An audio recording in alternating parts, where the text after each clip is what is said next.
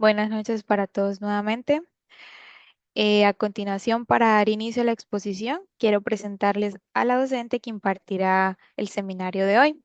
Su nombre es Paula Arellano, es psicóloga clínica, cuenta con un postítulo en trauma psíquico de la Universidad de Chile y uno en clínica psicoanalítica infanto-juvenil con orientación vincular de la Escuela para Padres Multifamiliar de Argentina. Es diplomada en salud mental del infante desde las perspectivas del apego y la intervención temprana de la Universidad del Desarrollo y diplomada en el ejercicio clínico de la mentalización con especialización en apego y trauma complejo del desarrollo infantil de la Fundación Chilena de Apego. Tiene una especialización en neurociencias y mindfulness infantil y se encuentra cursando actualmente un magíster en clínica relacional con niños, niñas y adolescentes de la Universidad Alberto Hurtado. Durante años trabajó en programas de reparación en maltrato grave y en programa especializado en explotación sexual comercial infantil, ejerciendo además la docencia universitaria en la región de Tarapacá, Tarapacá. Actualmente se desempeña en la clínica particular y es asesora técnica externa en programas de reparación en maltrato grave pertenecientes a la red Sename, además de ser facilitadora certificada del programa AMAR, Cuidadores. Vamos a darle paso a la profesora Paula para que inicie con la clase de hoy. Profe, todo suyo. Muchas gracias, Helly. Me acabo de dar cuenta que no revisamos, ya no se llama Sename, que todos sabemos en Chile por lo menos a qué nos estamos refiriendo, pero tiene otro nombre. Lo vamos a dejar ahí como parte de lo que hay que arreglar de ese currículum. Sean todos muy bienvenidos esta noche, ya por lo menos en Chile, no sé cómo estarán en México. Me disculpan ahí mi ignorancia al respecto. Agradecer la convocatoria, la participación, tal como señaló Jenny durante la presentación. Los micrófonos se van a mantener en silencio. Les voy a solicitar que sus preguntas las puedan hacer al final para que podamos conversar un ratito respecto a las reflexiones que traigo para este seminario. Quizás podría preguntar por mientras comparto si pueden a través de las reacciones, ya sea con un dedito arriba o con un corazón con el que les resulte más fácil, ¿cuántos de ustedes alguna vez han escuchado hablar de la metodología AMAR? Si es que alguna vez han participado en alguno de los programas, solamente Estefanía, por lo que estoy mirando. O si alguna vez, por ejemplo, han leído alguno de los libros de Felipe Le Canelier, si manejan algo de esa información. ¿No? Perfecto. Va a ser un seminario entonces donde vamos a hablar de cosas nuevas para algunos. En el chat comentan, sí, el libro Amar. Veo que Ujú. hay varias reacciones también con el dedito arriba. Ah, Veo, a mí no sí, me sale. sí, dice Isabel Adak, dice sí, Felipe Lecnier. También comentan que no, Roselyn dice que no, Marcial dice que sí, Tiara dice que sí. Hay muchos sí, muchos no. Va Ya, o como sea, estamos con, 50-50. vamos 50 y 50, perfecto. Ya, muy bien. Entonces vamos a hablar de eso principalmente porque tal como ya señalaba Henry, perdón, este es un seminario que está asociado al pronto inicio de nuestro postítulo en infancia y que está muy enmarcado en lo que es la metodología AMAR en distintos contextos vitales. Entonces vamos a hablar de cómo se entienden los programas AMAR en la infancia y cómo esto también nos conduce a tratar de genuinamente entender y respetar el mundo de los niños. Entonces, para eso, la primera invitación para ustedes, ¿ya?, es que nos preguntemos qué significa desde lo que nosotros entendemos hasta hoy realmente respetar a un niño. ¿A qué lo asociamos? ¿Ya? Esta pregunta, si bien mi intención no es que la respondamos a viva voz en este momento ni nada por el estilo, tiene que ver con cómo hoy en día las redes sociales y la globalización en general nos ha convocado a tener una idea más o menos mancomunada respecto a qué entendemos por respeto, qué significa respetar las infancias, pero que también nos conduce por un camino que muchas veces no es necesariamente lo que los niños realmente necesitan o lo que los niños realmente nos están evidenciando. ¿Ya?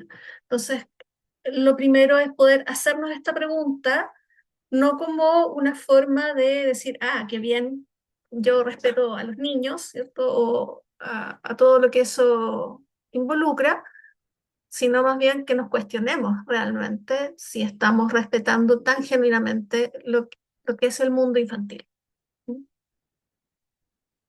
Entonces, esto porque los datos en salud mental en el último tiempo, la verdad es que no son auspiciosos. Si bien hoy en día en Chile y en varios lugares del mundo y en Latinoamérica se habla mucho más respecto a lo que es el buen trato hacia los niños, la verdad es que tampoco hemos avanzado mucho respecto a cómo intervenimos y cómo entendemos lo que es la salud mental infantil. Entonces, la OMS, ¿cierto? La OMS y la UNICEF ya nos indican con las últimas encuestas y las últimas investigaciones que se han realizado que por lo menos hasta ahora 1 de cada 7 niños eh, vive, ¿cierto? O presenta algún tipo de trastorno psicológico. Entonces, y que existe en el último tiempo una alza importante, de al menos un 30% de casos de ansiedad y depresión en América Latina. Entonces, estamos hablando de los últimos años. ¿Ya? Muchas veces estas cifras se asocian a lo que fue la pandemia, al uso de las redes sociales, y pareciera que fuese un fenómeno nuevo o muy reactivo. Sin embargo, igual para nosotros es importante compartir que esto es un fenómeno que ya veníamos manifestando varios profesionales que trabajamos en infancia desde hace mucho tiempo, ¿ya? Lo que llamábamos la crisis o lo que también podía ser considerado la epidemia de salud mental en la infancia y en la adolescencia, pero sobre todo en la infancia que está mucho más invisibilizada. ¿Ya? Se han disparado, ¿cierto?, los indicadores de depresión, de ansiedad y de autolesiones. ¿Mm? Y se entiende también que el suicidio ya se considera como la cuarta causa de muerte en el grupo etario entre los 15 y los 29 años. ¿Ya? Y si bien estamos hablando de una etapa más ligada a la adolescencia, recordemos nuevamente que alrededor del 70% de los problemas de salud mental que se presentan en la adolescencia y la adultez tienen un origen en la infancia más temprana.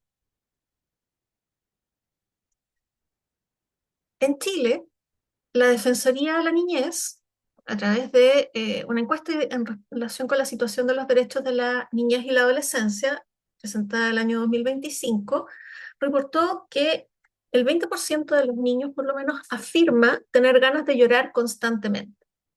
O sea, acá ni siquiera lo estamos asociando a lo que se entiende habitualmente por salud mental como un trastorno, ¿no? Algo que aparezca en el DSM-5 o en el CIE-11, ¿ya? Sino que los niños evidencian que no se están sintiendo bien. ¿Ya? Hay alrededor de un 18% que se siente solo y existe un 13% que manifiesta que no soporta la tristeza que experimenta. Y estos son los niños que habitualmente nosotros atendemos en nuestros contextos de consulta, en los espacios del colegio. Son habitualmente los reportes que nos llegan. No me siento escuchado, no me siento comprendido, siento que no hay nadie que me acompañe o realmente entienda qué es lo que me está pasando. Ahora, esto se encuentra en una tensión significativa con lo que conocemos como los modelos tradicionales de intervención. ¿Ya? Porque los modelos tradicionales de intervención hoy en día está muy en boga lo que se conoce como las intervenciones basadas en evidencia, ¿ya? Que no vamos a desconocer la importancia que estos tienen, pero también reconozcamos que habitualmente están mucho más ligados a un área de la psicología, como podría ser más lo cognitivo-conductual o aquellos modelos de intervención que usualmente tienen mayor replicabilidad, ¿ya? Pero sin embargo dejan fuera otros tipos de intervenciones que a lo mejor son mucho más difíciles de medir, pero no por eso menos efectivos. Entonces, ¿qué implica esto? Que la mayoría de las intervenciones basadas en evidencia tienen un predominio de enfoques centrados en los síntomas, ¿ya? Reducción de síntomas, atención a la conducta, pero atención a la conducta no desde la comprensión de esta conducta, sino más bien de cómo disminuir esta sintomatología o este comportamiento que para los adultos nos resulta poco grato. ¿Mm? También observamos la medicalización de las experiencias infantiles, ¿ya? Existe un aumento y un predominio de la comprensión de la salud mental en la infancia desde la intervención más psiquiátrica, ¿no? Y cuando hablamos de la intervención psiquiátrica no estamos hablando de psicoterapia, estamos hablando de cómo el medicamento se utiliza como una forma de regular conductas, ¿ya? Creo que uno de los fenómenos que más observo hoy en consulta es el ingreso de la melatonina, como que puede ser algo que se percibe como un medicamento inocuo, sin embargo, es introducir a una conducta que podría ser regulada, ¿no?, desde otro tipo de acciones a través de un medicamento, ¿no? Y tiene otro componente, además, que es el hecho de cómo hoy en día la salud mental, en todos los rangos etarios, se percibe como algo que necesita una solución rápida. Entonces se utiliza muchas veces el medicamento, se malentiende el uso del medicamento como la respuesta a un problema que tiene un trasfondo más profundo, ¿ya? Porque el medicamento puede llegar a acompañar parte del malestar cuando es necesario. El problema es cuando se transforma en lo único a lo cual se acude. Y en ese sentido, tenemos niños que son medicados desde etapas muy tempranas por la patologización también de lo que es el mundo de la infancia, ¿ya? Niños que desde muy temprano son medicados por trastornos de déficit atencional, niños que son medicados desde muy temprano por problemas o disfunciones del sueño, etc. Creo que esas pueden ser como las más comunes. Por otro lado, tenemos la patologización, nuevamente recojo, de las infancias, ¿no? Como muchas veces conductas que para nosotros como adultos nos parecen disruptivas o poco gratas de abordar, ya sea en una sala de clases, ya sea en nuestro contexto familiar o en el mismo espacio de la terapia, tendemos a utilizar conceptos como lo que pasa es que este niño es oposicionista desafiante o tiene problemas, conflictos, es evidente que tiene conflictos con la autoridad, pero no nos representamos la idea de cómo esto que el niño evidencia nos está hablando de una realidad vincular que no hemos sido capaces de abordar en profundidad. Y desde ahí, ¿cierto?, la escasa consideración que tiene esta perspectiva a los contextos relacionales, ¿ya? Cómo los vínculos que establecemos desde etapas muy tempranas con nuestros cuidadores principales, ¿ya?, y con los cuidadores a los cuales nos dirigimos posteriormente porque vivimos en contextos que no son solo nuestra familia, eh, cómo esto va regulando la manera en que nosotros nos relacionamos con el mundo, con nuestro entorno y con los demás. Entonces ahí es importante volver a hacernos estas preguntas necesarias. ¿Estamos realmente escuchando, mirando a los niños? ¿Estamos realmente comprendiendo lo que hay tras estas conductas?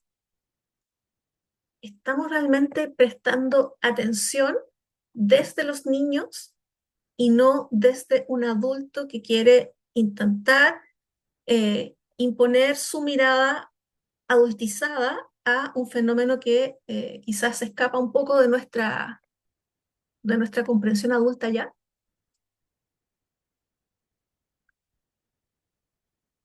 Entonces, ¿qué implica el respeto genuino? ¿Ya? Y tal como mencionaron algunos, obviamente toda esta presentación está basada en el trabajo que hemos desarrollado junto a Felipe Lecanelier a lo largo de varios años, y que él ha plasmado a través de los libros y de otras investigaciones que hemos ido desarrollando. Eh, para nosotros es importante tener en cuenta que el respeto genuino se entiende desde el sentido etimológico de la palabra, ¿no? La palabra respeto significa volver a mirar, ¿cierto? Desde la filosofía griega. ¿Mm? Entonces es volver a mirar al otro, ¿no? Pero desde el otro, ¿no? Es muy probable que nuestra perspectiva de la infancia o la imagen que nos hacemos de la infancia y de los niños tiene que ver con nuestra propia historia, con nuestras propias teorías subjetivas, ¿no? Con lo que probablemente estudiamos en la universidad, pero también con cómo esa mirada fue deformando la manera en que veíamos a los niños. Entonces, este volver a mirar nos invita a ver al otro como un legítimo otro, ¿no? Y a volver a observar con curiosidad, ¿ya? Preguntándonos quién es el otro y no imponiendo quién nosotros creemos que es, ¿no? Entonces, los programas AMOA, como vamos a ver más adelante, van a invitarnos a volver a tomar esta curiosidad, a volver a mirar con admiración el mundo de la infancia, pero no por eso mirarla negando lo que la infancia vive, ¿no? Y volver a mirar con sorpresa, ¿no?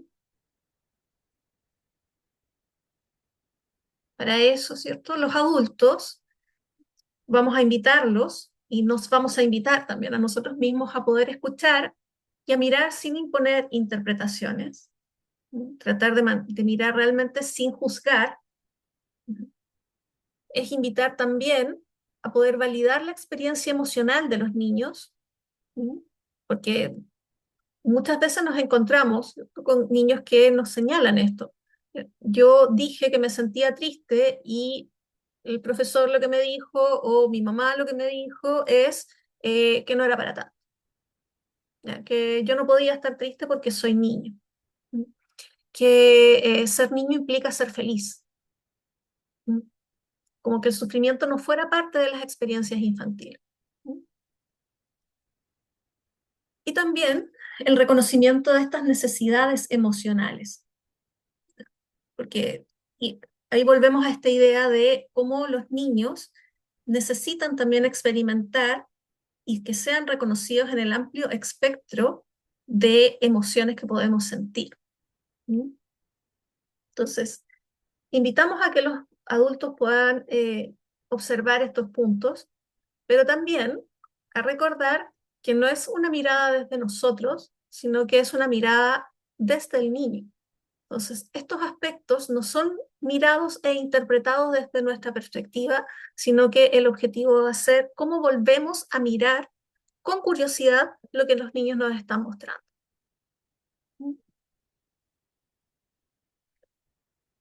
Para eso es importante tener en cuenta que la infancia es mucho más que esta etapa de felicidad absoluta, de curiosidad, de inocencia, sino que también es necesario incorporar la mirada de la complejidad. Cuando decimos complejidad y hacemos referencia en esto a lo vincular y al trauma complejo, no estamos refiriéndonos con que sea algo difícil necesariamente, sino que involucra muchas áreas de comprensión para poder intentar entender lo que es el trauma complejo, ¿ya? Es mucho más que la suma de las partes. Muchas veces cuando se habla de trauma complejo, cuando se habla de trauma ligado a la infancia, tendemos a pensar en situaciones que los niños viven como experiencias específicas que podrían generar una huella o una marca en la historia, pero como si fuese un evento aislado. Entonces, la complejidad vincular lo que nos invita es a pensar que esto que los niños manifiestan es mucho más que síntomas y es mucho más allá que un evento único, ¿m? O un evento específico, sino que más bien nos invita a pensar cómo estas experiencias que los niños tienen en estos contextos vinculares, en estos espacios donde yo me relaciono con una persona que es aquel encargado de cuidarme, protegerme, consolarme cuando así lo necesito, ¿ya? Van de alguna manera entramando la forma en la que yo soy y estoy en el mundo. ¿Mm? Entonces, este es un camino que se va organizando a lo largo del tiempo. Entonces, cuando nosotros trabajamos en infancia, hablamos de historizar. Cuando trabajamos en general en terapia con adultos también, ¿cómo historizamos, ¿ya?, esto que el otro me está mostrando? ¿Desde dónde viene? ¿Ya? ¿Cómo fue la historia vincular? ¿Mm? Y cómo eso configuró la manera en la cual yo siento que soy y me relaciono con los demás. Entonces, el trauma complejo se entiende como un modelo paraguas, porque de alguna manera lo que hace es cubrir, ¿cierto? O coger todas estas etiquetas, estas nomenclaturas patologizantes, y se entiende desde este modelo que de alguna manera lo que nos van diciendo es acá, ¿cierto? Hay una persona que sufre, ¿ya?, y que es mucho más que un trastorno. Entonces dejamos de ver al otro como un conjunto de síntomas y nos empezamos a preguntar por qué hace lo que hace y dónde está el sufrimiento, cómo comprendemos el sufrimiento del otro. Entonces, dentro de nuestra forma de trabajo, nos sacamos de encima esta idea de los trastornos psicopatologizantes, ¿ya?, de los trastornos psiquiátricos, y tratamos de mirar qué es lo que el otro realmente nos está queriendo decir. Entonces, es como cuando hablábamos en las primeras láminas, ¿no? En vez de pensar en estas etiquetas como el trastorno ansioso, o la depresión, que no voy a negar que necesariamente en algunos esté, pero ir mucho más allá de eso y preguntarnos más bien por qué este niño se siente solo.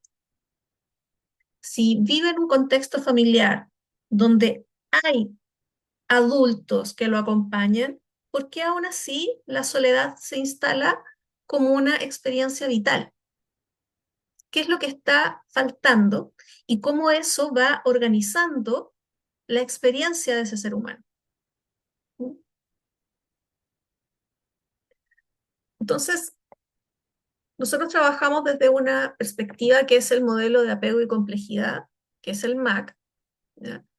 El modelo, la metodología MAR es una metodología de trabajo, pero lo que se encuentra a la base es este modelo.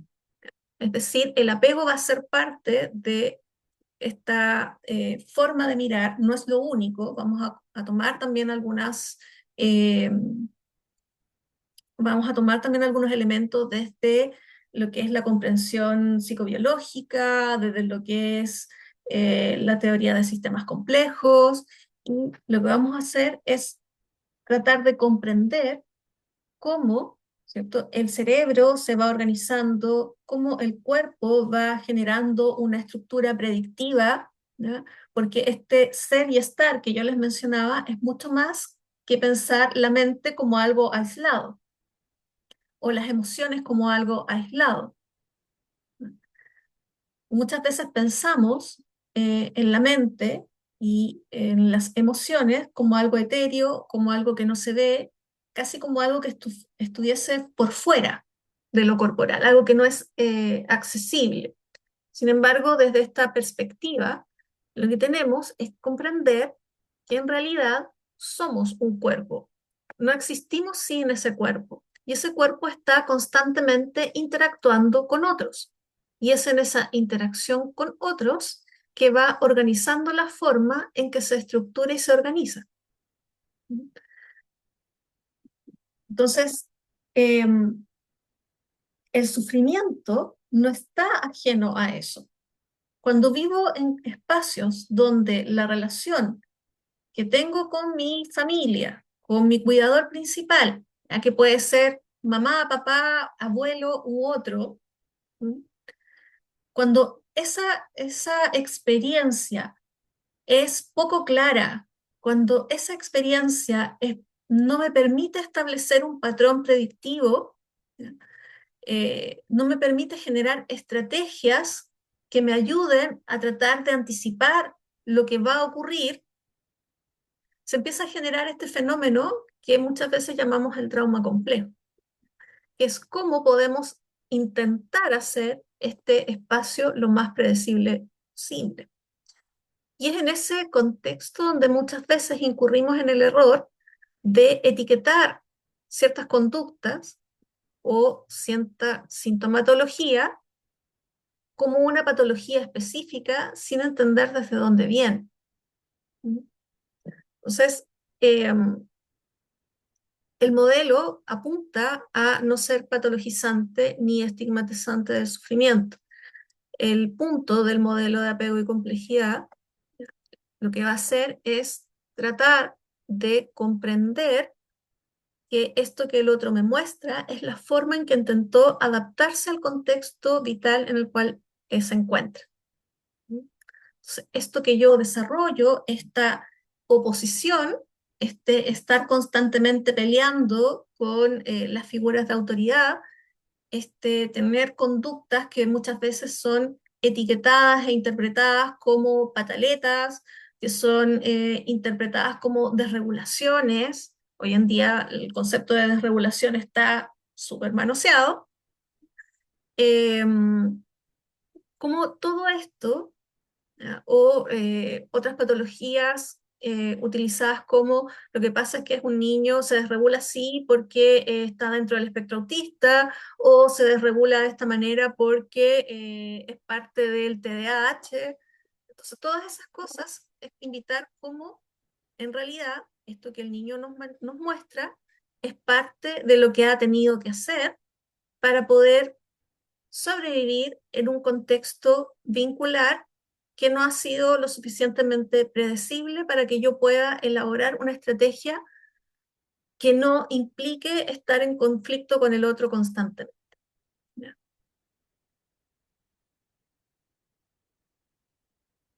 Entonces, cuando hablamos del MAC, ¿cierto? O del modelo de apego y complejidad, lo que vamos a decir es que es importante para eso entender que el todo es mucho más que la suma de las partes.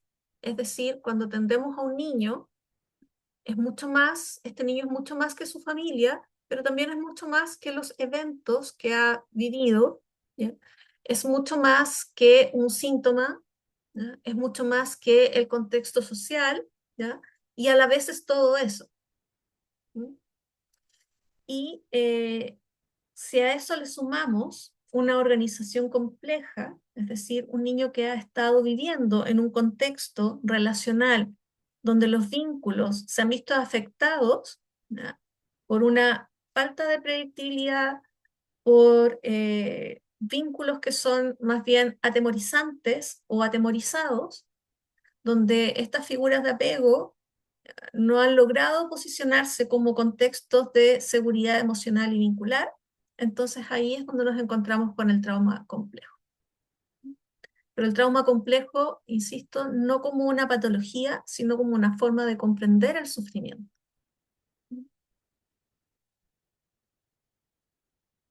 Entonces, cuando nosotros hablamos de lo que los niños nos muestran, vamos a hablar de una constelación traumática. La constelación traumática es lo que se va a comprender como un conjunto de síntomas, pero que no es específico, ¿ya? Sino que cada persona, cada niño, lo va a evidenciar de manera distinta, ¿ya? Porque ha sido la forma en que este niño en particular ha logrado eh, desarrollar o intentar, ni siquiera lograrlo en su totalidad, pero intentar maximizar el apego, intentar ser cuidado y también minimizar estas experiencias caóticas que implica un cuidado de estas características, ¿no? De manera más física y somática, ¿no? Porque el estrés, el dolor y el sufrimiento se vive en el cuerpo, ¿ya? No es algo que está por fuera, por eso nos sirven como como estos consejos muy de las redes sociales, ¿no? Eh, Tienes que tener voluntad, ¿cierto? Tienes que tratar de estar mejor, ¿ya?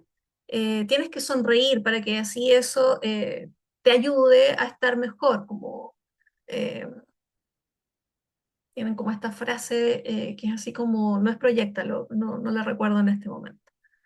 Em, Eso no es real, ¿no? Porque el sufrimiento sigue experimentándose corporalmente, ¿ya? Y yo puedo intentar hacerme esta idea del pensamiento positivo, ¿ya?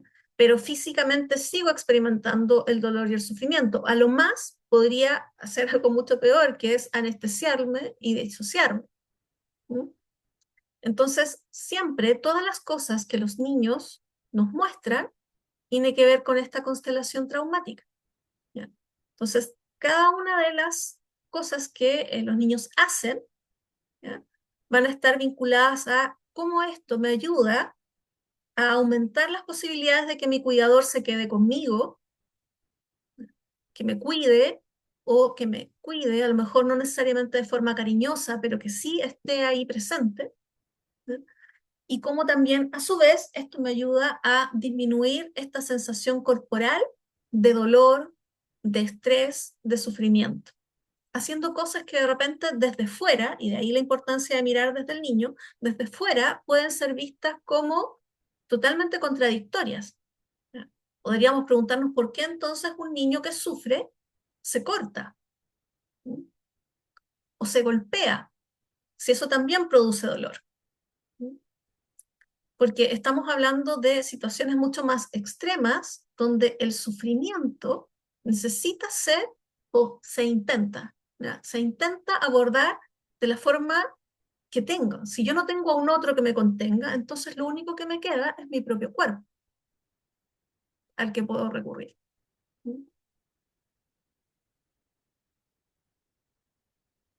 Entonces, todas estas conductas o estas acciones que muchas veces son vistas o etiquetadas de forma patológica desde nuestra mirada, desde nuestro modelo de acción, los comprendemos como una forma de configuración organizada y que tienen una finalidad adaptativa para esa persona. ¿Mm? Y es importante que podamos entenderlas como la forma en que el niño está intentando lidiar con estas experiencias traumáticas. Está intentando lidiar con el abandono emocional, está intentando lidiar con la experiencia de sufrimiento, de soledad o derechamente de agresión. Entonces, en ese contexto nos vamos a encontrar con algunas reacciones que van a ser entendidas como reacciones traumáticas externalizantes y que son muchas veces las más vistosas y por las que habitualmente los niños llegan a consulta o llegan a consultar con algún dispositivo de salud mental, ¿ya? Eh, que son estas típicas agresiones mucho más vistosas como el ser más agresivo, el golpear a otros, las desregulaciones con gritos o reacciones más complacientes, ¿ya? Y de cuidado invertido que habitualmente se conoce como conductas de parentalización, ¿ya? Entonces, que tienen siempre que ver con una acción hacia un otro. Las conductas externalizantes no tienen que ver tanto con lo que se muestra, porque antes se hablaba mucho de la externalización como ese estrés que se manifestaba, ¿ya? Sino más bien con cómo en la externalización lo que el niño hace es tratar de generar un vínculo con el otro a través de acciones eh, más directas, ¿no? Entonces, ¿cómo externalizo mi sufrimiento? Te pego, ¿ya? Porque a pesar de que al golpear el otro se enoja, ya puedo establecer un vínculo contigo. Es vinculante. No es lo mejor, ¿ya? Quizás no es lo que desde fuera podríamos decir que lo que el niño necesita, pero por lo menos establezco un vínculo contigo. Es mejor eso que nada. Lo mismo pasa con la complacencia. Hago todo lo que tú me pides, ¿ya? Soy complaciente, ¿ya? No tengo opiniones propias, ¿ya? Hago solamente lo que el otro me ordena, porque en ese contexto relacional, por último, ¿ya? Tengo un otro que está ahí para mí. ¿Ya? Es eso, desde la lógica de la necesidad vincular que los seres humanos tenemos, es mejor eso que nada. ¿Ya? Y por otro lado, podemos encontrarnos con las reacciones traumáticas internalizantes, que tienen mucho más que ver con estas acciones que a veces son un poco más difíciles incluso de observar, como puede ser la disociación o el congelamiento, eh, la autorregulación extrema, el falso afecto positivo y la desorientación. Estas reacciones internalizantes son, muy entre comillas, incluso más graves aún, porque en este caso ni siquiera las logramos visualizar, ¿ya? Y muchas veces responden a acciones de tanto miedo, es decir, existe un sufrimiento y un miedo al contexto relacional tan grande que el niño lo que necesita para poder protegerse es disociarse, no conectar con el otro, porque conectar con el otro se ve como un lugar inseguro.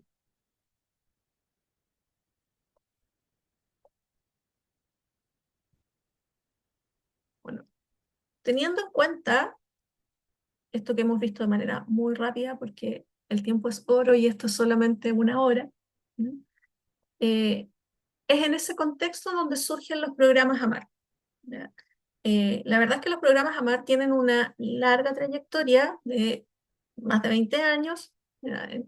Nace, ¿cierto?, a partir de lo que Felipe Le Canelier empezó a trabajar, que ha ido trabajando con distintos equipos y en el último tiempo con el equipo que también conformo yo junto a Daniela Ibacache. Em, y en ese sentido, lo que apuntan los programas a AMAR es cómo podemos trabajar y hacer un programa que sea lo suficientemente ordenado, estable y continuo y que tenga y que permita tener una visibilidad y una evidencia de su impacto. Entonces, esos son, o así surgen los programas AMAR y ha sido desarrollado e implementado en distintos espacios y contextos. Entonces voy a contarles un poco. Y eso se ha depositado en algunos de los libros que ustedes probablemente algunos han leído o han revisado. Entonces, por ejemplo, comentarles que el primero de estos programas surge hace ya más de 20 años, como les contaba anteriormente, y que fue el programa de intervención en lactantes de 0 a 3 meses. Como muchos sabrán, eh, la salud mental en primera infancia es prácticamente invisible, ¿ya? Se creía muchas veces que para qué o que era innecesario trabajar con bebés. Y ahí es donde es importante tener en cuenta que todo el trabajo que se hace con primera infancia y con infancia también involucra a los cuidadores. ¿Ya? No son entes separados, ¿ya? Somos seres que vivimos socialmente y por lo tanto vamos a trabajar en ese contexto social. ¿Ya? Entonces, los primeros se desarrollaron como un programa de intervención en contextos de institucionalización con resultados bastante tristes, la verdad. ¿Ya? Pero es que es algo que no se ha querido tomar en cuenta. También, ¿cierto? Posterior a esto se desarrollan los programas de infantes de 0 a 3, que es el AMAR Cuidadores, y que se utiliza en distintos contextos vitales. El AMAR Cuidadores creo que es el más transversal porque apunta precisamente a los contextos de cuidado principal del niño. Es decir, es un programa que está pensado para trabajar con la familia o con el lugar donde el niño viva. ¿Mm? Y siempre va a apuntar al fomento del desarrollo de la seguridad emocional. ¿Mm?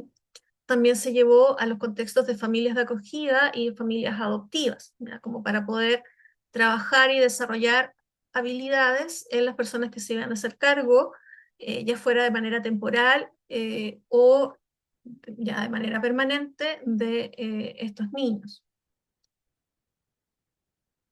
También es cierto para el trabajo con niños que estuvieron en contexto de institucionalización. ¿Ya? Es decir, ahí el programa de apego y trauma complejo es un programa que está pensado para trabajar con los profesionales y con todo el equipo, en realidad, de los contextos de residencia, ¿ya? Que son el lugar donde los niños viven mientras permanecen ahí. ¿Mm? Los programas de apego y aprendizaje socioemocional en educación parvularia, ¿ya? Este es un programa que se ha implementado en Chile, en México, también en Perú, y eh, hace algunos años hicimos algo un poco más específico, que fue el manual de implementación en AMAR Trauma, el cual se llevó a cargo a través del Chile Crece Contigo.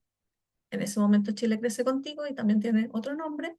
Y también un manual de implementación que trabajamos con la Municipalidad de Quilpué.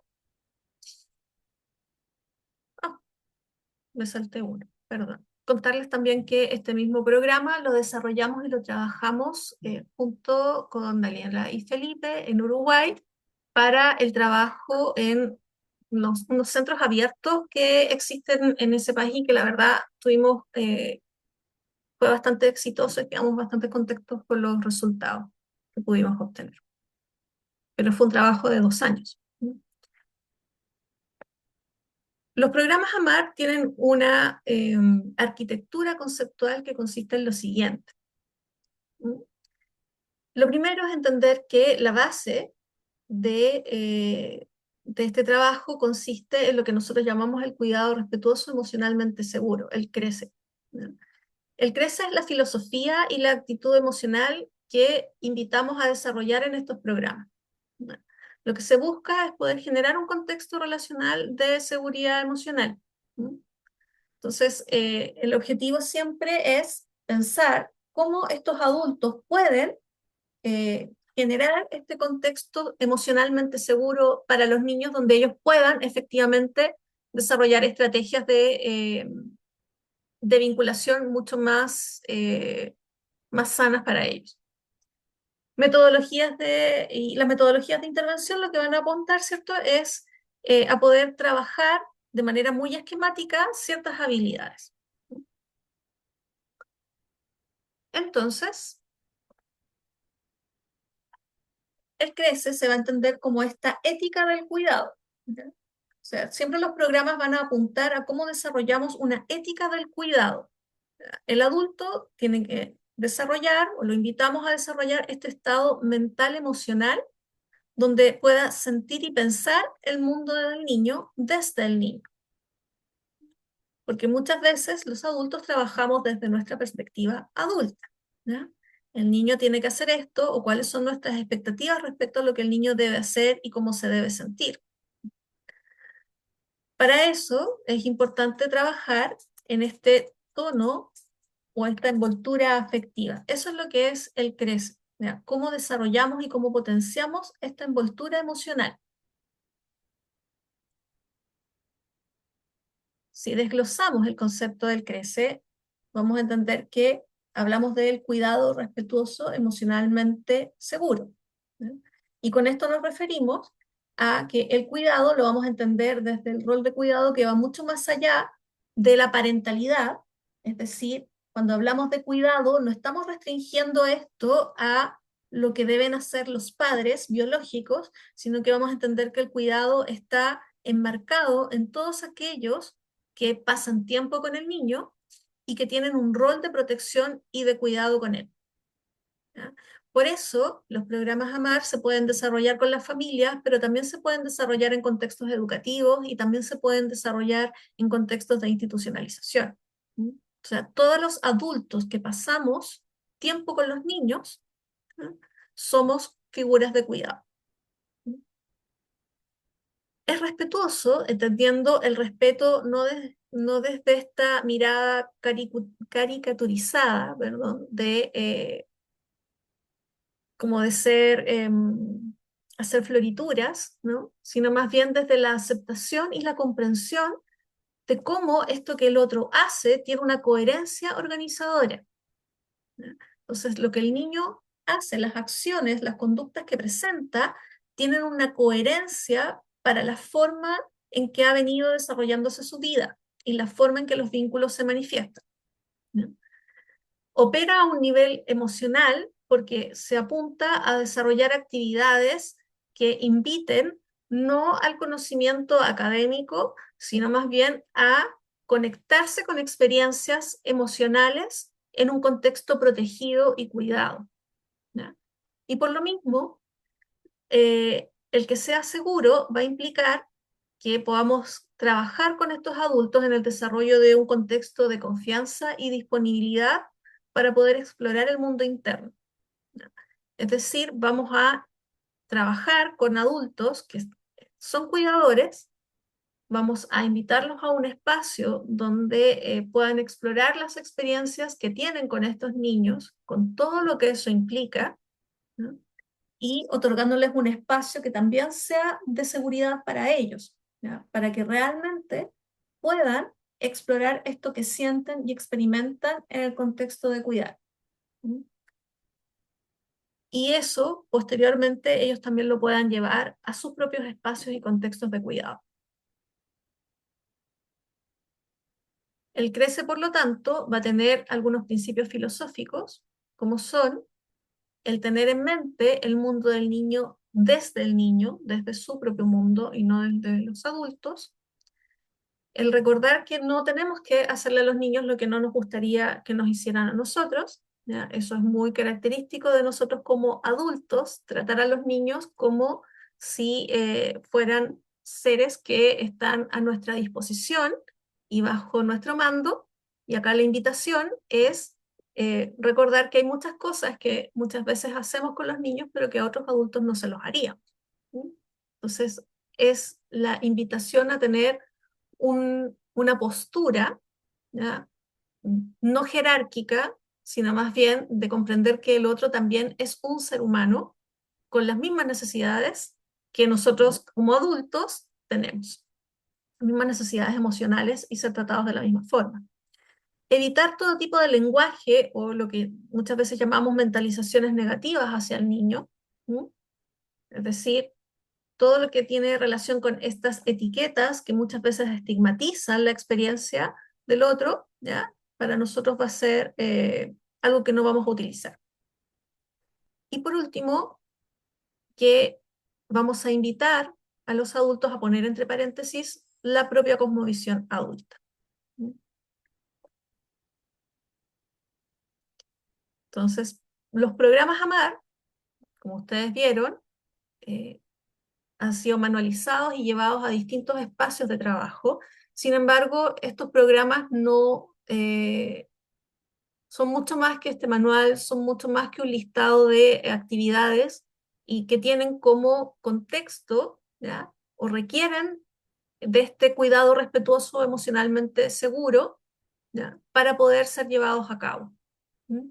Es decir, cuando nosotros trabajamos con las metodologías MAR, no invitamos solamente a que se desarrollen una serie de actividades, sino que más bien cuál es la postura que tenemos, cuál es la ética de cuidado que tenemos los facilitadores para trabajar con esos adultos, entendiendo que esos adultos también tienen sus propias historias de trauma y sus propias historias relacionadas que los han llevado a actuar muchas veces como lo hacen.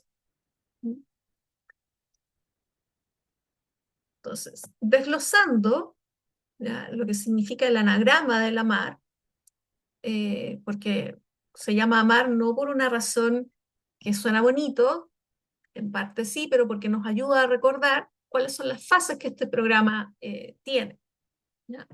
Y las fases del programa implican la atención, la mentalización, la automentalización y la regulación en ese orden, ¿ya? Cuando trabajamos con los adultos cuidadores, siempre vamos a trabajar en este orden, si bien muchas veces algunas de estas capacidades también van a estar incorporadas dentro de las otras, se van sumando, ¿ya? Y también vamos haciendo un trabajo como de ir introduciendo muchas veces parte de estas habilidades en las fases previas, ¿ya? Pero por un tema de organización y de estructura, tanto para quienes somos facilitadores como para los que vamos a ir trabajando desde esta metodología, ¿ya? Sin que sea necesariamente un taller, siempre vamos a trabajar pensando en que lo primero es desarrollar la atención, luego la mentalización, la automentalización y al final la regulación. ¿Ya? Entonces, los programas ya están pensados desde una lógica de prevención inicialmente, es decir, porque piensen que estamos trabajando desde la infancia más temprana, aunque también lo podemos aplicar en niños y en adolescentes, pero siempre han sido mirados y percibidos como un programa más preventivo, ¿ya? Es decir, la idea es poder prevenir situaciones de salud mental más graves en el futuro, ¿ya? Es una metodología que está pensada para ser trabajada con adultos, ¿ya? No con los niños, ¿ya? Contempla capacidades que todo adulto puede llegar a desarrollar o, si es que ya tiene esas habilidades, poder perfeccionarlas, ¿no? Y siempre va a apuntar a un cambio de estado mental emocional, ¿ya? Y ese estado mental es a la forma en que estamos con los niños, ¿ya?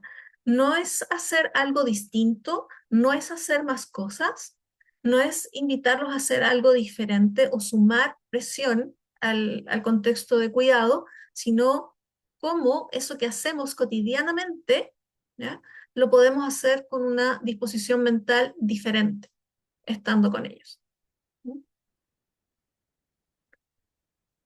Entonces, como les mencionaba con anterioridad, las primeras tres etapas van a ser la atención, mentalización y automentalización, ¿ya?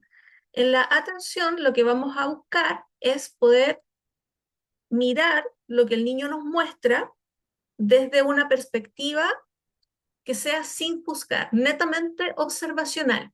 ¿Qué es lo que el niño hace descriptivamente? ¿No? No interpretativamente, que es lo primero que hacemos los adultos, ¿no? Entonces, ¿qué es lo que el niño está haciendo? ¿Qué es lo que estaba ocurriendo antes? ¿Qué entendemos que estaba ocurriendo en ese momento? Porque muchas veces nos encontramos con cosas como lo que pasa es que esto pasó de la nada. Y cuando vamos a observar con mayor detención y con mayor descripción, nos vamos dando cuenta de que había muchas más señales de qué es lo que podría haber gatillado o generado una reacción X. Y que muchas veces también lo que observamos está mucho más interpretado por parte del adulto que realmente lo que el niño estaba evidenciando, ¿ya? Entonces, la primera fase siempre va a apuntar a esto de la atención, ¿ya? Como un segundo momento, se trabaja en la fase de mentalización, ¿ya? La mentalización es una habilidad, ¿ya?, que todos los mamíferos tenemos, que se ha estudiado principalmente en seres humanos, y que tiene que ver con esta capacidad de poder atribuir emociones o un sentido a las acciones del otro. Es decir, entender que el otro tiene una mente propia que es distinta a la mía. Y a la vez poder darle un significado a mi propia conducta, ¿no? Entonces la mentalización es algo que se da hacia otros, pero también hacia uno mismo, ¿ya? Pero en este caso, el trabajo de mentalización o la fase de mentalización dentro de los programas AMAR está apuntada a que todo esto que hicimos como una observación mucho más descriptiva en la primera fase, ahora sí, habiendo limpiado un poco las mentalizaciones negativas que los adultos muchas veces tenemos, ¿ya? ¿Cómo podemos darle una mentalización más cercana a la experiencia que el niño realmente tiene? ¿Ya? A lo que el niño nos muestra y no a lo que nosotros creemos que nos muestra. La fase de automentalización tiene relación con un espacio donde los adultos, invitamos a los adultos a que tomemos conciencia de qué nos ocurre a nosotros cuando estamos al cuidado de un niño y sobre todo cuando en ese espacio de cuidado tenemos que sobrellevar y acompañar el estrés de los niños. ¿ya? Porque a los adultos también nos pasan cosas con eso y muchas veces parte de las reacciones que tenemos con ellos tienen que ver muchas veces con esto que esto que experimentamos cuando vivimos el estrés del otro. ¿Ya? Entonces, la automentalización es tomar esa conciencia, entender que eso que me pasa no es necesariamente lo que el niño está viviendo, sino que son cosas diferentes, pero que se vinculan. ¿No? Estas primeras tres etapas son parte de un entrenamiento mental. Hay mucho más de reflexión, es mucho de acompañar en poder mirar esto que le ocurre al otro, es mucho de poder mirar y tomar conciencia de qué es lo que me pasa a mí, ¿ya?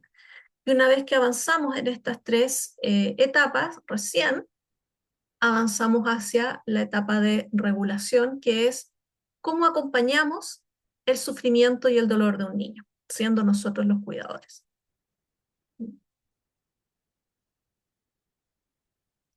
Acá hay un punto importante porque lo que nos ocurre con mucha frecuencia es que la mayoría de las personas llegan con esta idea de necesito tips, ¿qué es lo que tengo que hacer? ¿Cómo regulo a este niño? ¿Ya? ¿Qué es lo que tengo que hacer para que se calme? ¿Ya?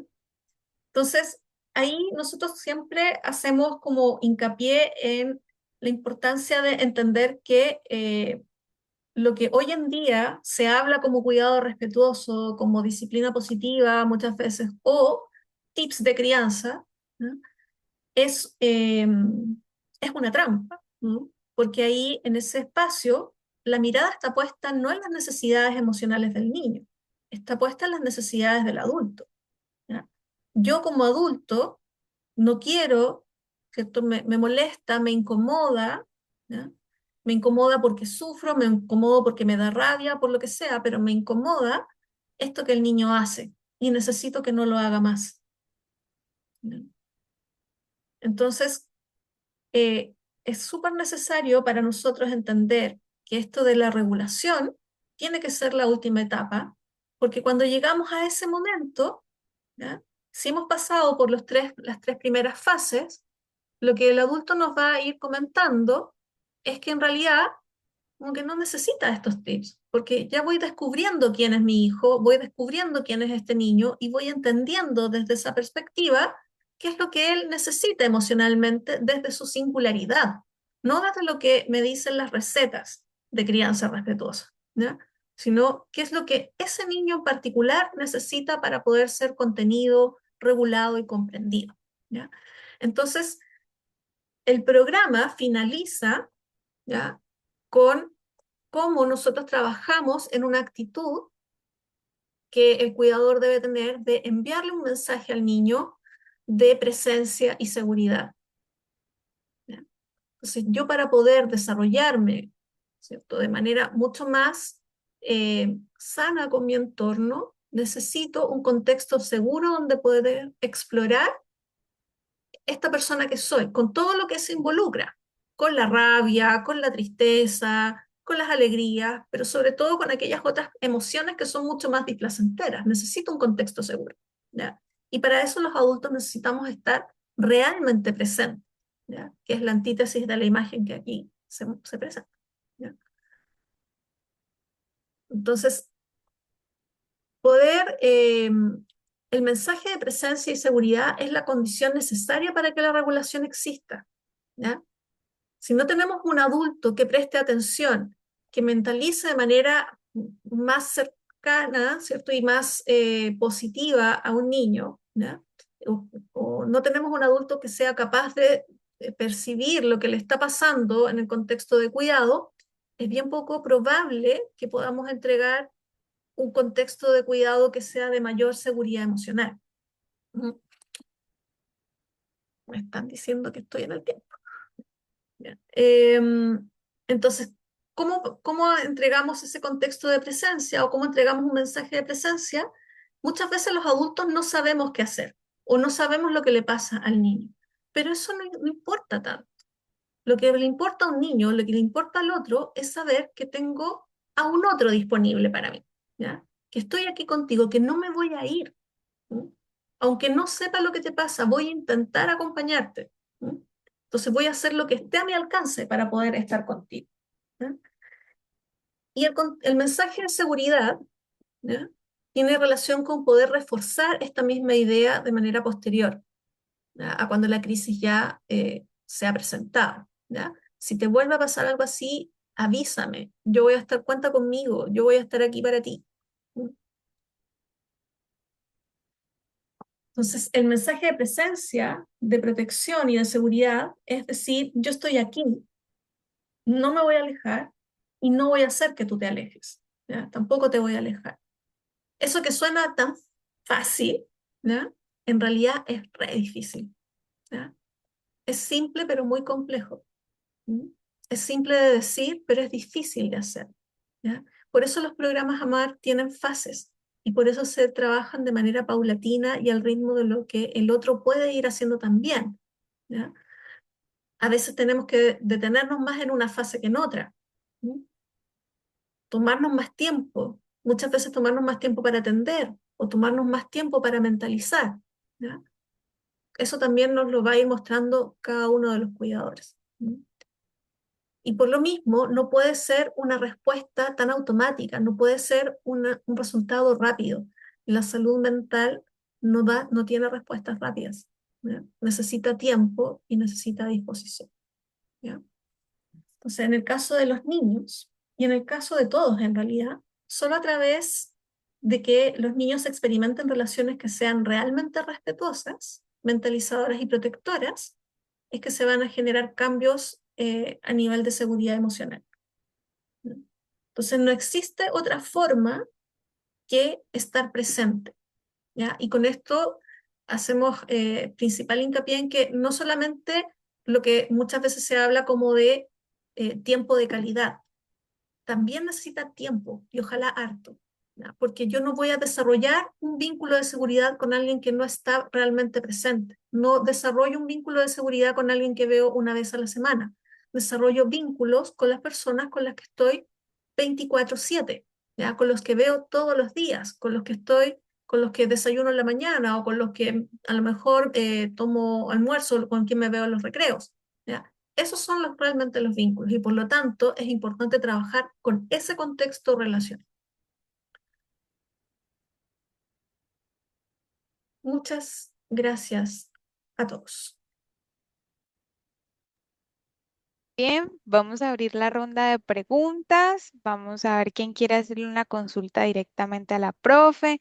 Pueden levantar la manito y se les otorgará el permiso de abrir el micrófono. Muy bien, vamos con Gonzalo. Gonzalo, ¿puedes abrir tu micrófono, porfa? Ahí te puse como la notificación. No, bueno, vamos a intentar por este ladito. Ahora sí, Ahí sí, ahí sí. sí, Alcanzamos tres preguntas cortitas. listo. Ya. Mirando la hora, Hola. perdón. Gracias, gracias por la presentación, gracias Paula. Tengo una pregunta bien concreta. Yo soy profesor, trabajo con niñeces de primero a sexto básico de educación básica. Y hay una pregunta que nos ronda, también mirando el modelo AMAR y las propuestas de Felipe Lecanelier y de ustedes, y que tiene que ver con el valor del encuentro del educador con las niñeces, de las niñeces con los educadores y cómo se construyen vínculos que tienen características distintas a las experiencias vinculares en casa y que a veces en algunos casos son muy distintas y, y implican o traen consigo contradicciones, dificultades o sorpresas, en fin. Eh, ¿Cómo pensar esa relación? Creo que no me imagino pensar esto en términos de se hace esto o no se hace esto, pero ¿cómo podemos pensar más ampliamente o complejizar esta tensión para entrar con un tino, con un tacto, con un que, que, porque digo, el polo puede ser demonizar o hacer aparecer como negativa la experiencia que está viviendo en su casa, con su mamá, con sus abuelitos, eh, eso, cómo entrar en esa contradicción, en esa tensión, cuán significativo puede ser un vínculo que si bien es muy, tiene un tiempo prolongado, porque igual uno pasa con los niños y las niñas mucho tiempo en la escuela, Puede ser que algunos, por ejemplo, en casos de situaciones migrantes, sea solo un año, sea 2 años, sea meses. Entonces hay como quiero plantear más bien como un escenario más que una pregunta tan concreta. Por eso, si pudiera acompañarnos a pensar eso. Gracias. Es difícil, da para largo la pregunta-reflexión. Mira, una de las cosas que sabemos es que los vínculos que se establecen en estos contextos educativos igualmente son vínculos de apego. Lo que pasa es que no van a ser estos vínculos de apego primario, ¿ya? Pero sí van a tener un impacto precisamente por la cotidianidad de lo vincular, ¿ya? Entonces, independiente que pases un año, eso igualmente puede llegar a tener un impacto en la vida de ese niño si es algo constante. No estoy hablando del profesor que ve, no sé, el profesor de inglés, por decir algo, que a lo mejor lo ve una vez, 2 veces en la semana el niño, ¿ya? Y netamente desde la construcción de lo que es la clase, versus lo que podría ser un profesor jefe o un profesor que pasa más tiempo con ese alumno en particular. Ahora, es interesante porque ahí aparece lo que nosotros llamamos como el apego ganado. ¿Mm? Es decir, una nueva experiencia vincular que de alguna manera abre una ventana de oportunidad. Es decir, parece que mi forma de interactuar con otros no necesariamente tiene que ser siempre de esta manera. También existen otros adultos con los que puedo interactuar de manera distinta. Y eso, incluso sin que tú llegues a cuestionar la forma en que ese niño se vincula con su familia, ¿m?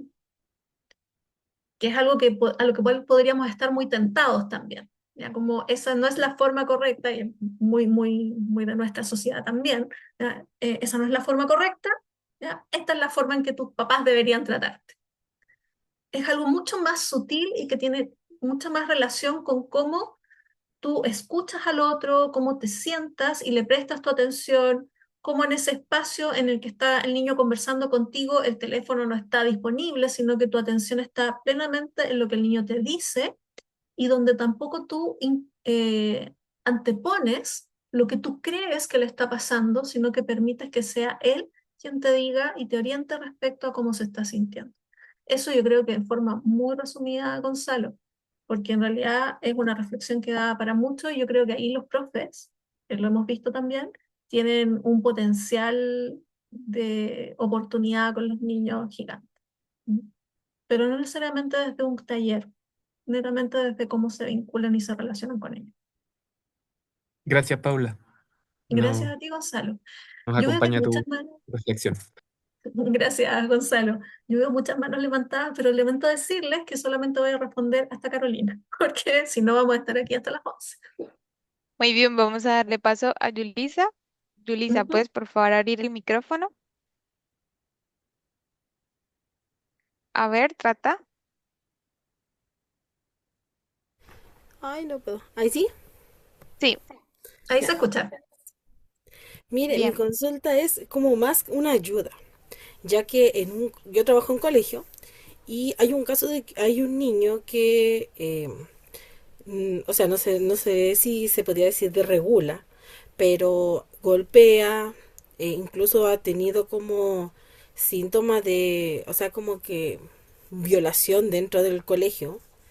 Y nosotros, como funcionarios, la mayoría piensa que, no es un niño que le falta a la mamá, no, no podemos hacerle mucho porque él no va a cambiar. ¿Qué opción nos da usted para poder nosotros igual reflexionar y hacer entender que esas actitudes no son buenas para él y tampoco son favorables para el colegio? Porque es una falta muy grave eso. Sí. Entiendo lo que señalas, Yulisa, pero creo que igual es difícil poder como darte una orientación específica en este espacio porque apunta más bien a una supervisión de caso, ¿ya? Cada caso tiene sus características y como les explicaba en la presentación, lo más probable es que eso que hace el niño en el espacio del colegio responde también a una historia. Entonces, la intervención tiene que ir mucho más allá de simplemente que el niño deje de hacerlo, porque aunque se lo digas y se lo expliques, es muy probable que eso continúa porque responde a una forma en que el niño ha logrado sobrevivir hasta ahora. no sabemos lo que ese niño en particular está buscando o lo que ese niño en particular está experimentando en su contexto relacional. ¿Ya? Creo que ahí lo que amerita es ver cómo pueden buscar una ayuda externa, ¿ya? Que los pueda acompañar y orientar mejor en el abordaje del caso que tú planteas, ¿ya? Que sea mucho más que este, ¿ya? O sea, es un niño que lo está pasando mal, está sufriendo y en ese sufrimiento también están sufriendo otros niños, ¿ya? U otras personas dentro del espacio escolar, ¿ya? Pero requiere una atención mucho más personalizada y poder entender qué lo lleva a hacer específicamente a él eso que hace. Eso es lo que te podría señalar por ahora, Yolisa. Lamento no poder darte mayor Ya, indicación. ok. Pero sería como una psicóloga, ¿o no? No Podría sé. ser una orientación con psicóloga. Hay algunos que están señalando por ahí las denuncias si es que eso es pertinente. Creo que también es algo que tienen que plantearse si es que estamos hablando también de situaciones donde el niño ha sido agredido o el niño ha agredido a otros.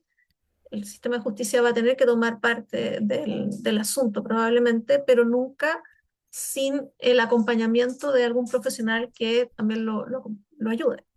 ¿Mm? Ya, señorita. Muchas gracias. Que tenga bonita noche. Gracias a ti, Yulisa. ¿Mm? Y finalizamos con Carolina. Carolina, ¿puedes abrir tu micrófono, porfa? Hola, buenas noches, ¿me escucho bien? Hola, Carolina. Sí, Genial. Bueno, mi pregunta va por el siguiente lado. Voy a tratar de hacerlo lo más breve posible porque entiendo que queda poco tiempo. En un contexto cuando hay problemas judiciales, ¿cierto? A veces los niños y las familias atraviesan problemas judiciales, una realidad, en cuanto a la parentalidad, ¿cierto? Y los conflictos que puedan tener los adultos. Cuando estas situaciones ocurren, por ejemplo, si hay un papá o una mamá, viceversa, que puede tener poco contacto con su hijo por un tema, digamos, de algún proceso judicial, ¿cierto? De estar atravesando este tipo de procesos y de verdad el contacto sea poquito, por ejemplo, 2 veces a la semana o 3 veces a la semana. ¿Qué se aconseja ahí o cómo sería la manera más fácil de poder llegar a entender al hijo en ese poquito tiempo o acercarse más a él en ese poquito tiempo y en ese contexto, que creo que muchos papás pueden estar o mamás atravesando? disculpa, Carolina. No sé si me quedó claro desde dónde se esperaba esa intervención desde el colegio. No, digo yo, por ejemplo, cuando hay de repente, digamos, diferencia entre padres, ¿cierto? Los papás no se ponen de acuerdo y de repente cuesta, hay papás o hay mamás que se interponen, digamos, en que el otro papá o mamá vea a su hijo y ocurren estos conflictos parentales que son súper típicos hoy en día entre progenitores. En ese contexto a veces hay niños que se quedan ahí como, digamos, en el limbo intermedio, ¿cierto? Viendo menos a cualquiera de sus dos papás o pasando menos tiempo con el otro papá, digamos.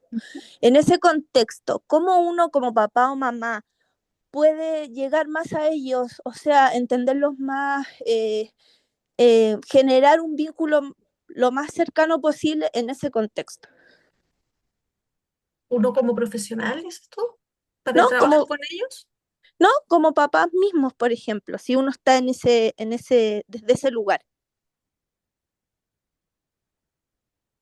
A ver, voy a ver si es que esto voy a responder a tu pregunta, Carolina, según lo que ¿Mm? yo entendí.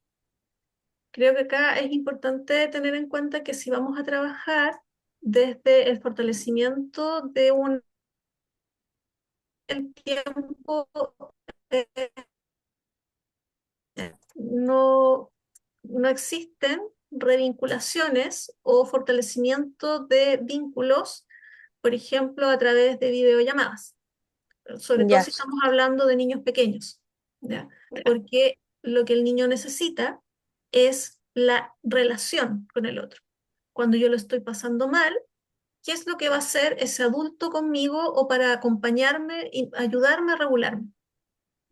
Entonces, eso en un contexto de videollamada no existe, ¿ya? La perfecto. videollamada puede servir para que el niño reconozca que hay un otro y que ese otro tiene un nombre dentro de la relación, ¿ya? Pero en el contexto vincular propiamente tal, no tiene mucho que ver, ¿ya? Ya, perfecto. Sí, lo entiendo perfecto. Sí, no sé si con eso respondí a tu pregunta, Carolina. Sí, Creo sí. que va por ahí. ¿Mm? Sí, es Entonces, que, claro, lo es interesante como ahí sería potenciar el que los adultos, obviamente estamos hablando de adultos que no pongan en riesgo la integridad del niño, ¿no? sí, por Pero supuesto. si es que se da ese escenario, ¿ya? De adultos que sí tienen ese interés, entonces la variable tiempo es necesaria, es más que necesaria. Pasar tiempo con el niño, ¿ya? Y no pasar poco tiempo, pasar un tiempo considerable. De más calidad, de más cercanía. Y tiempo, ya no solamente de calidad, sino también de cantidad, ¿ya? Perfecto. Muchas gracias. Y tener en cuenta si el niño también quiere. Creo que eso es altamente relevante, ¿ya? Bien, con Bueno, esto yo cierro para darle el paso a Henry, porque estamos súper pasados en la hora. Perdón a todos. vale, profe. Nada, pues agradecerle a usted también por compartir su tiempo, su conocimiento y un espacio acá en ADIPA para impartir y enseñarnos un poquito más sobre estos temas. Chicos, recuerden que esto es un abrebocas. La idea es que se puedan inscribir al programa que va a dictar la profesora Paula. Recuerden que tiene fecha de inicio el 14 de julio.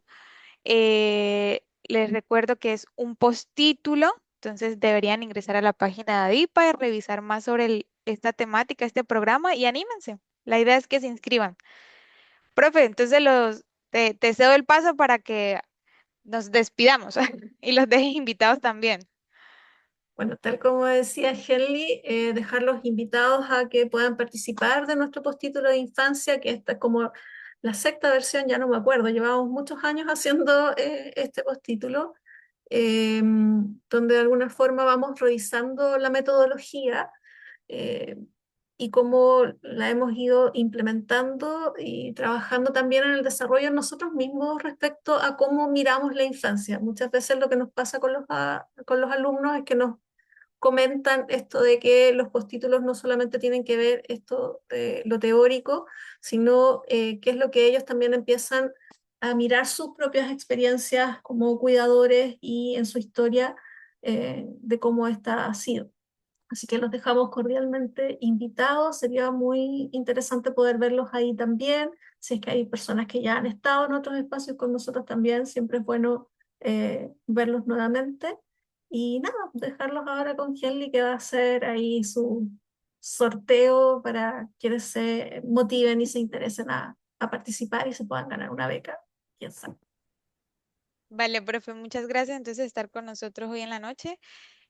Nosotros vamos a pasar a la dinámica del sorteo y nos estaríamos viendo en la próxima, ¿vale? Súper. Muchas gracias. Bueno, hasta luego, Que lo profe. pasen bien en el sorteo y que les vaya muy bien. Bueno, está bien, gracias, profe. Chicos, y ustedes no se vayan, vamos a pasar a la dinámica del sorteo. Se está sorteando, valga la redundancia, una beca para el programa. Entonces, ya que estoy mirando acá algo, vamos a pasar al sorteo. Ajá, listo. Estamos sorteando una beca para el postítulo que va a dictar la profesora Paula. Vamos a compartir pantalla. Muy bien. Muy bien, vamos a dar las siguientes indicaciones. Primero, recuerden que el sorteo se va a dictar entre las personas que se registraron previamente al seminario. Dos, la persona que salga como ganador o ganadora debe tener su nombre y su apellido visible en Zoom. Es muy, muy, muy importante porque hay muchas personas que tienen nombres comunes y entonces los podemos identificar con los apellidos. Y tres, que la persona que salga como ganador o ganadora, por favor, levante la manito para poder, pues, ver que está con nosotros en la noche de hoy, ¿sí? Si no está la persona con nosotros, vamos a elegir un siguiente ganador. ¿Listo? Buena suerte para todos. Vamos a ver quién se gana la beca.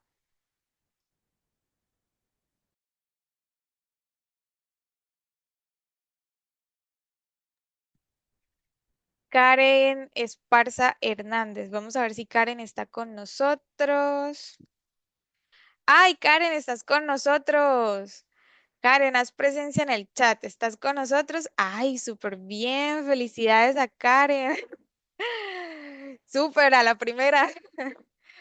Para las personas que hayan estado en seminarios, entenderán el comentario. Sí, súper rapidito. Bueno, Karen, felicidades. Eres la feliz ganadora de esta beca para el postítulo de la profesora Paula. Hazme un favor y envíame un mensaje al privado con tu número de teléfono y tu correo electrónico para que Adipa esté en contacto contigo en los próximos días y podamos hacer efectiva esta beca, ¿sí? Súper, súper bueno. Felicidades a Karen.